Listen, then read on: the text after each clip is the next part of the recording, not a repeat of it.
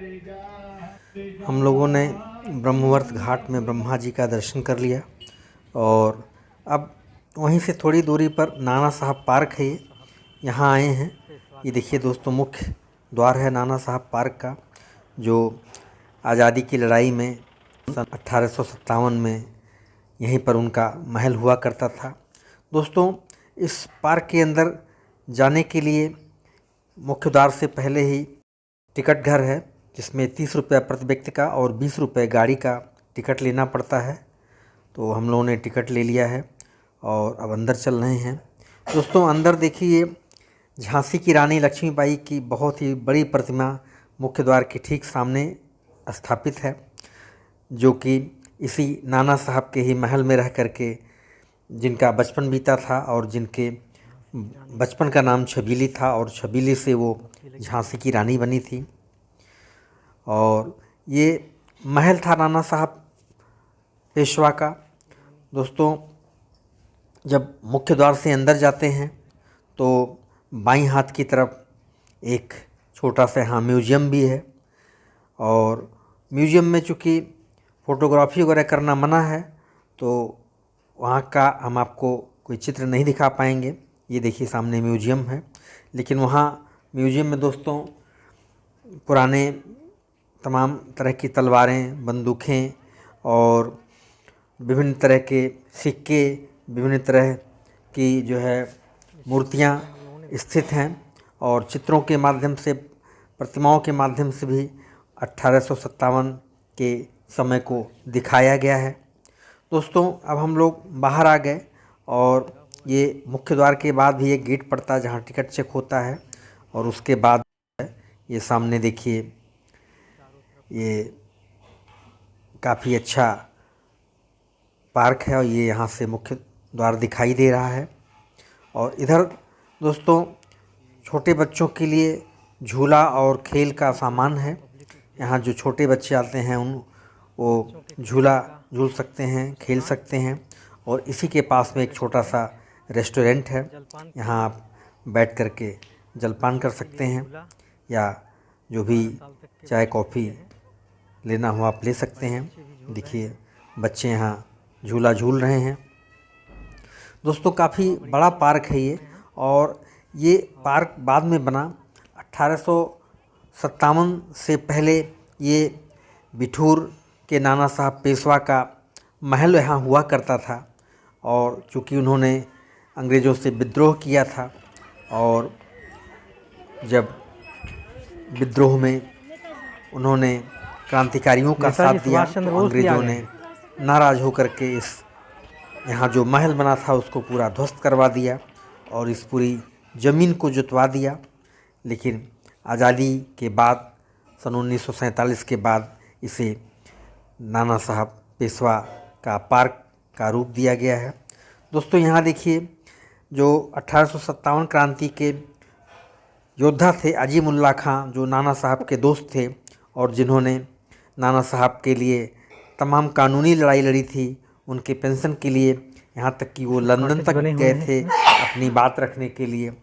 वो उनकी यहाँ एक बड़ी ही सुंदर प्रतिमा स्थापित है और नीचे उनका बीच में जीवन चरित्र लिखा हुआ है। पार्क दोस्तों, यहाँ देखिए, इधर कॉटेज भी बने हुए हैं बाएं हाथ की तरफ। यहाँ अगर आप रात्रि विश्राम करना चाहें तो कॉटेज बुक करके यहाँ आप रुक सकते हैं, और 2-2 कमरों का कॉटेज है, काफ़ी अच्छा है। और पार्क के बीचों बीच में ये एक बहुत ही सुंदर चबूतरे पर नाना साहब पेशवा की प्रतिमा स्थापित है, उनका स्टैचू बना है, और ये एक तरह से यहाँ का सेल्फी पॉइंट भी है। जो लोग भी यहाँ इस पार्क में घूमने आते हैं तो यहाँ नाना साहब पेशवा की देखिए ये विशाल मूर्ति है, यहाँ खड़े होकर के वो अपना फ़ोटो ज़रूर खींचते हैं। ये सेल्फी पॉइंट है, और हम लोगों ने भी यहाँ सेल्फी ली। नाना साहब पेशवा, जिनका कि हमारी आज़ादी के प्रथम स्वतंत्रता संग्राम में बहुत ही अमूल्य योगदान है, जिसको इतिहास भुला नहीं सकता है। दोस्तों, यहाँ से देखिए पार्क का चारों तरफ का व्यू आपको हम दिखा रहे हैं, कितना सुंदर दिखाई दे रहा है और इधर नाना साहब पेशवा का नीचे इतिहास भी लिखा हुआ है। दोस्तों चलिए आगे चलते हैं।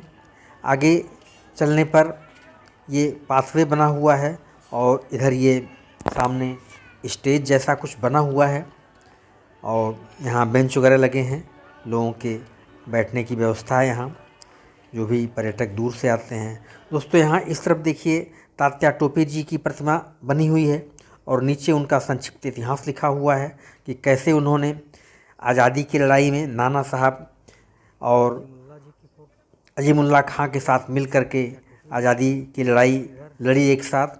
और तात्या टोपे ने ही झांसी की रानी यानी कि छबीली को यहाँ सैन्य प्रशिक्षण दिया, जिससे कि वो प्रशिक्षित हुई और बाद में झांसी की रानी के नाम से विख्यात हुई। दोस्तों इधर देखिए ये अटल बिहारी वाजपेयी जी के नाम पे यहाँ एक सरोवर है और इसमें नौका विहार की व्यवस्था है। इसमें लोग जो आते हैं वो नौका विहार करते हैं। देखिए नावें हैं इसमें जो कि आप सेल्फ ड्राइव करके नाव चला सकते हैं और यहाँ नौका विहार कर सकते हैं। इसका भी 30 रुपये प्रति व्यक्ति टिकट होता है। दोस्तों ये देखिए प्रथम स्वतंत्रता संग्राम की तीर्थ भूमि का यहाँ बोर्ड लगा हुआ है और इतिहास पूरा लिखा हुआ है।